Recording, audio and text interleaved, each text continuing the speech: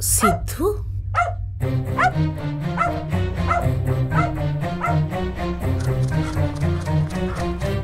সানি, সানি, সানি, কি হয়েছে বাবু? দিদা, খিদে পেয়েছে দিদা।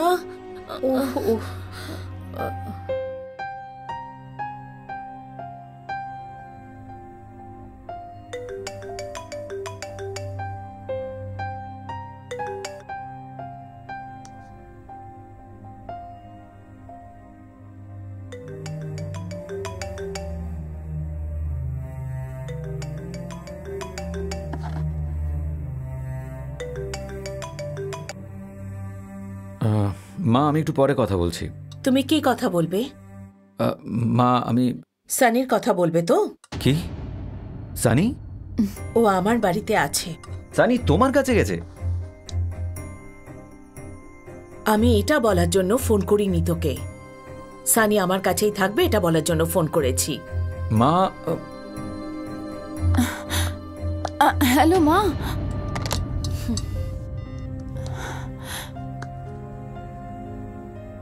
পূজা, কি বললেন মা? ফোন কেটে দিল। রিল্যাক্স পূজা, মায়ের কাছেই তো আছে।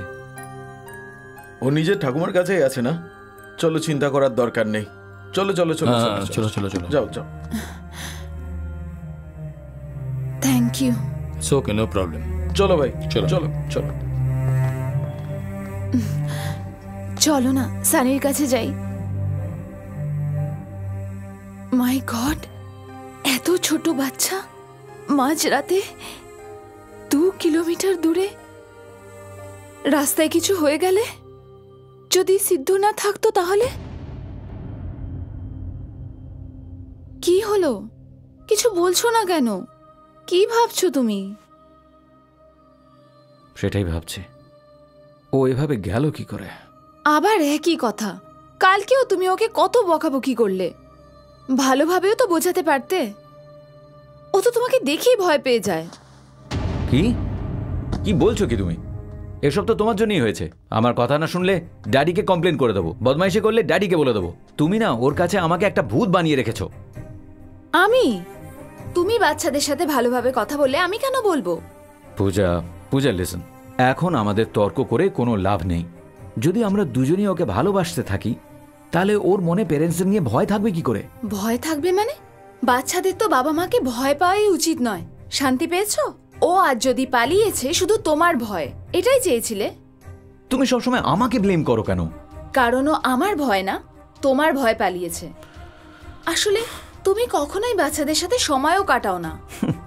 ওর সাথে টাইম স্পেন্ড করা, ওর সাথে আমি কথা বলার চেষ্টা করেছি, কিন্তু ও যে কি বলে আমি কিছুই বুঝতে পারি না। চলো না, আমি চেষ্টা করেও দেখলাম, কিন্তু ও আজে বাজে বকে। তাতে আমার কি করার আছে বলো তো? একেই টাইম স্পেন্ড করা বলে। তুমি বলবে ও শুনবে, ও বলবে তুমি শুনবে। তোমাদের দুজনের মধ্যে একটা বন্ডিং থাকা উচিত, আর তুমি এই সম্পর্কের মধ্যে মানে খুঁজছো। এনাফ পূজা, তোমার কথা শুনে আমি ওর সাথে টাইম স্পেন্ড করতে পারবো না। এই একটা বছর আমার কাছে খুবই ইম্পর্ট্যান্ট, তুমি সেটা জানো। এই একটা বছর আমি একদম টাইম বার করতে পারবো না, সেটা তোমায় 1000 বার বলেছি। তুমি কোটিবার বললেও প্রবলেম সলভ হয়ে যাবে। দেখলে না কি হলো? সেই ডিসিশনটাও নিয়ে নিয়েছি। আমি ওর ফিউচার বরবাদ করতে চাই না। ওর প্রিন্সিপাল বলেছিলেন, তখন আমি ব্যাপারটা বুঝতে পারিনি, তবে এখন বুঝতে পারছি। বোর্ডিং স্কুলটাই বেস্ট হবে।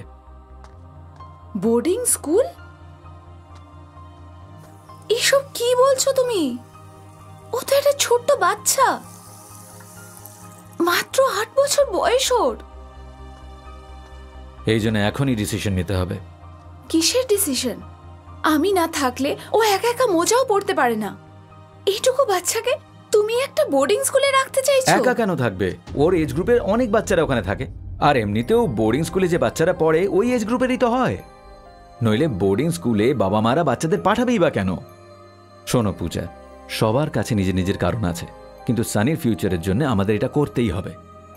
এখানে থাকলে ও এইসব করতেই থাকবে, তুমি জানো তো। বাকিদের কি কারণ আছে সেটা আমি জানতে চাই না। আমি শুধু আমার ছেলের কথাই বলছি। আমার ছেলে ওখানে থাকতে পারবে না, দ্যাটস ইট। থাকতে পারবে না? তাহলে কি করবে? আমার প্রবলেম না ও নয়, তুমি। কি? হ্যাঁ, তুমি তো জব করতে পারবে না। হ্যাঁ, আরতি তো বোবা, আর ছেলেটাও হয়েছে পাগলা, আর আমি।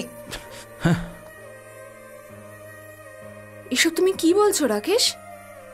আমাদের পরিস্থিতি যখন ঠিক ছিল না তখন আঙ্কেল আমায় জব অফার করেছিল।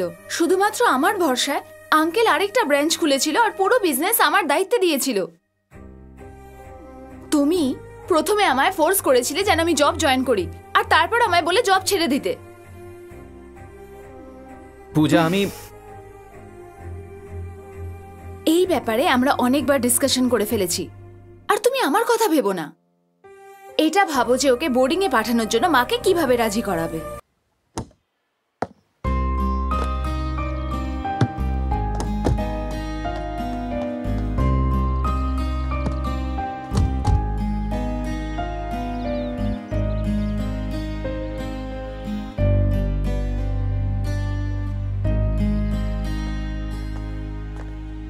আরতি, চল ভেতরে। তোমার ছেলে, তোমার ইচ্ছা। মা, সেরকম কিছু নয়। সানির জন্য বোর্ডিং স্কুলই বেস্ট হবে। তোমাকে যদি ছোটবেলাতেই বোর্ডিং স্কুলে দিয়ে দিতাম তাহলে আজ তুমি এইভাবে আমার সঙ্গে কথা বলতে না। মাত্র দুটো সন্তানকে মানুষ করতে এত কষ্ট হচ্ছে, আর আমাদের দেখো তো, 5টা সন্তানকে যত্ন করে মানুষ করেছি। জানো, তুমি যখন 5 বছরের ছিলে তোমার বাবা তখন মারা গেছিলেন।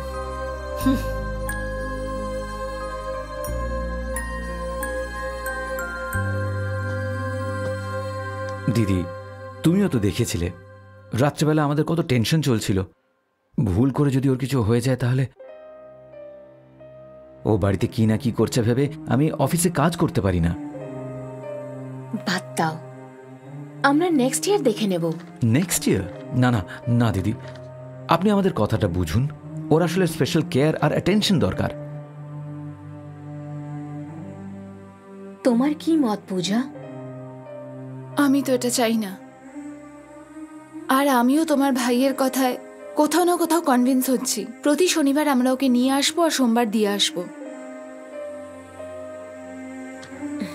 তোমাদের ইচ্ছে।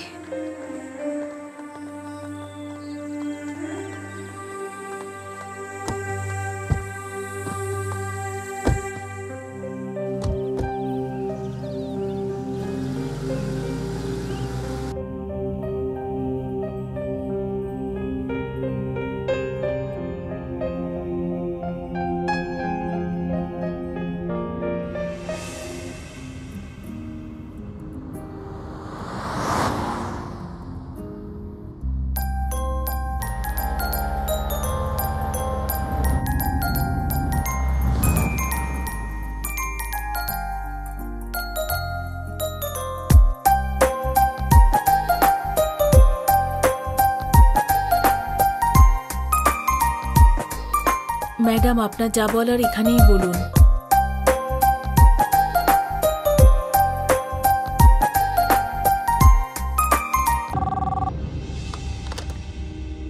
হ্যালো, কে বলছেন? হ্যালো মা। হ্যালো পূজা, অফিস যাওনি এখনো? না মা। কি হয়েছে?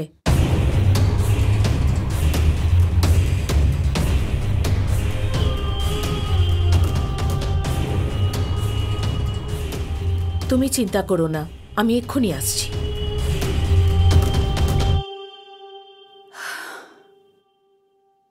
ম্যাডাম,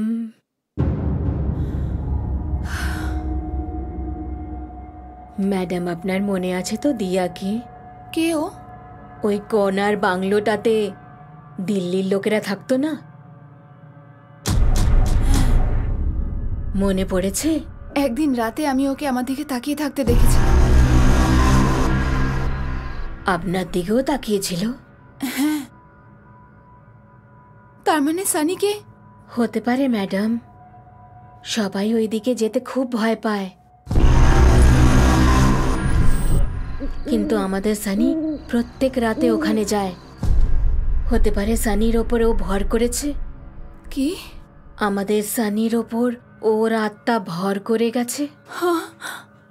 একবার আপনি স্বামীজিকে দেখিয়ে দিন না। কোন স্বামীজি? কোথায় থাকেন উনি?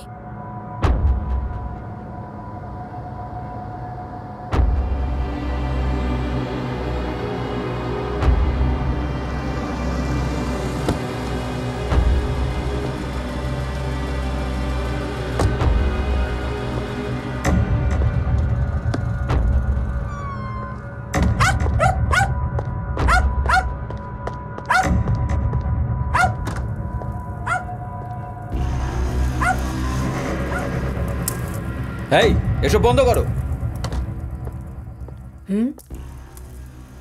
এসব কি হচ্ছে মা? এসব কি তামাশা হচ্ছে? বন্ধ করো, বন্ধ করো বলছি। রাকেশ, দিদি এদিকে আয়। এসব আয়। কি হচ্ছে? এসব ডিস্টারবেন্স কিসের জন্যে? ডিস্টারবেন্স আমি করছি?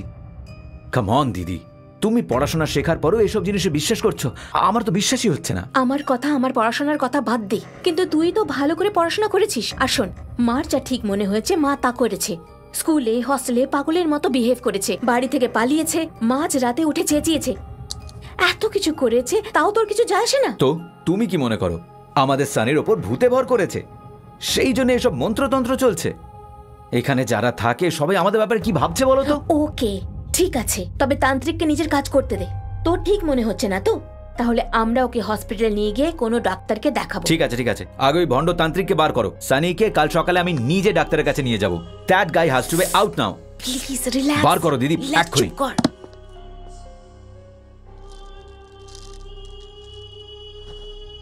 মা, আমি আর দিয়া দিদিকে দেখতে পাবো না তো?